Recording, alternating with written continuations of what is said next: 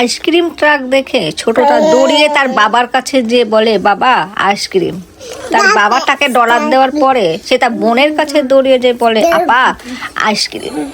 মানে চলো আমরা আইসক্রিম খাই। এরপর তারা দুইজন আইসক্রিম ট্রাকের কাছে আসার পর বড় মেয়েটা কিন্তু অলরেডি লাইনে দাঁড়ায় গেছে, কিন্তু ছোটটা তো বুঝে না লাইনে দাঁড়াতে হবে। সে শুধু আইসক্রিমের দিকে হাত দেখে দেখে বলছে এটা এটা এটা, মানে সে এটা খাবে।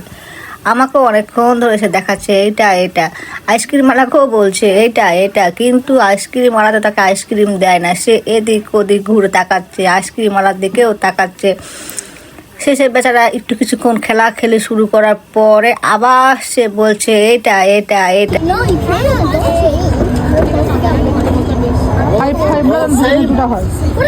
আইসক্রিম দেয়নি, সে দুই হাত দিয়ে বাড়াতে শুরু করেছে, আমাকে এটা দাও এটা দাও।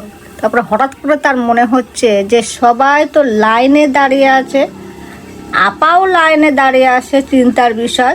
তারপর সে যেয়ে তার বোনের পিছনে দাঁড়ায়।